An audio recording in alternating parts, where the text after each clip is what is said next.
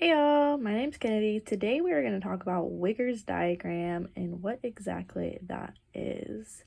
So, Wigger's diagram is a multi-component diagram consisting of an electrocardiogram, phenocardiogram, and then a couple other things like ventricular volume, ventricular pressure, atrial pressure, and aortic pressure in the heart while it is contracting and relaxing.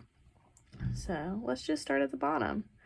So our phonocardiogram is right at the bottom, and that basically is the sound waves of the heart.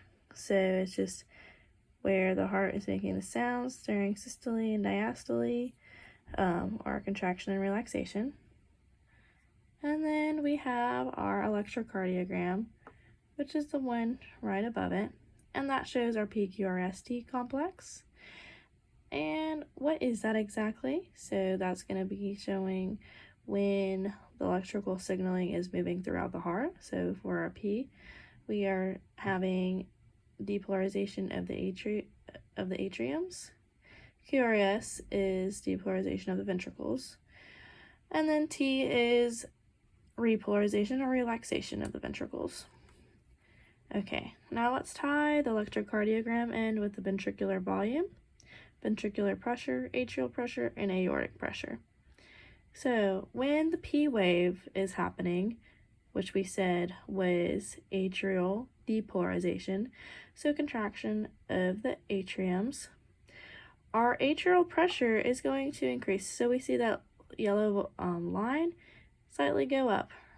And then right immediately after, our mitral valves are going to close after the blood is pumped from the atrium into the ventricles, where we will have our QRS complex, and that is also the depolarization of the ventricles. And that is going to increase the ventricular pressure enormously. So we see this blue line go up a lot. So the pressure is going to increase, but when the pressure increases, the ventricular volume is going to decrease. So these two waves are inverse. The ventricular pressure and volume are kind of inverse right there, because when the pressure is squeezing the heart, that means the volume is going to be decreasing because it is getting squeezed out of the ventricles. So the volume is decreasing. And then we have our T wave right after the QRS complex, and we said that was ventricular repolarization or relaxation of the heart. So right after the T wave, we see the ventricular volume slowly starting to creep up.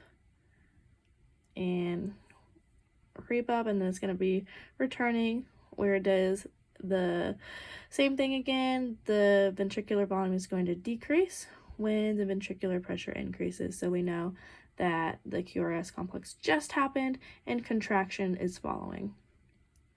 Alrighty, so we kind of covered ventricular volume and ventricular pressure. We also covered atrial pressure, so we see the increase in pressure right when contraction occurs or depolarization occurs at the P wave. And then we see the pressure decrease immediately after when the heart is relaxing and it does not need to be squeezed. And then that same thing happens again over at the other P wave. Okay, now let's talk about aortic pressure.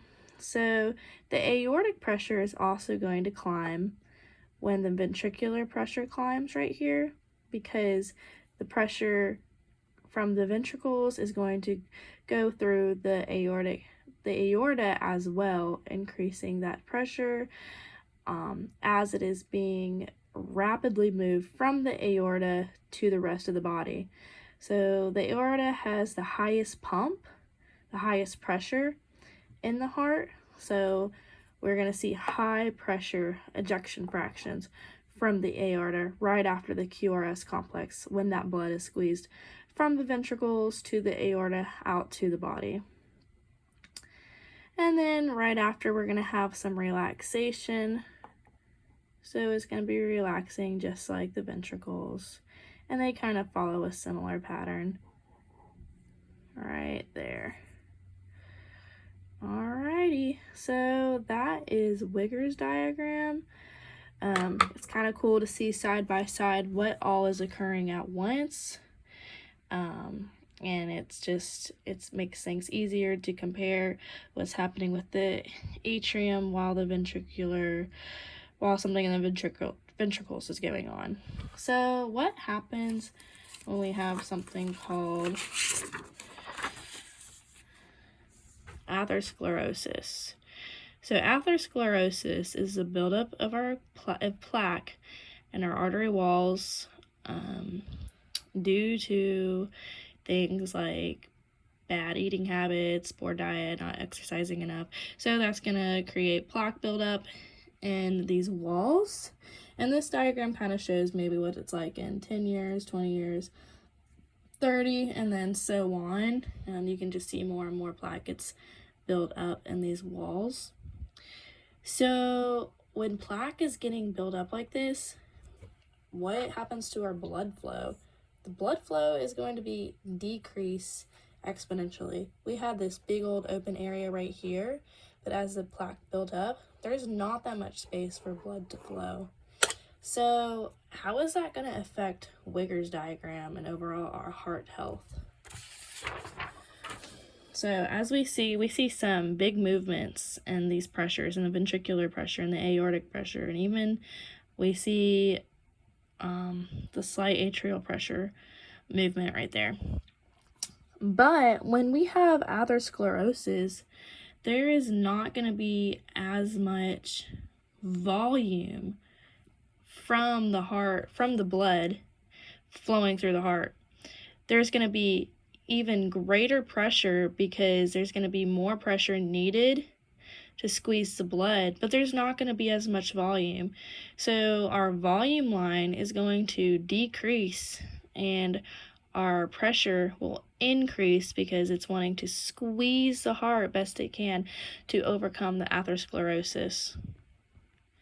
So really, what does that mean? It's just making our heart work a lot harder than it should, causing stress on the heart. And what can that lead to? That can lead to heart attack, cardiac disease, just a bunch of bad things that our body does not need. Just a lot of extra stress on our arterial walls, our heart walls, heart cavities, just all of that. So like I said, atherosclerosis is going to decrease the volume loads, but it's going to increase pressure to try to overcome the small passageways. Alrighty, well, thank you for joining me today. I hope you guys learned something.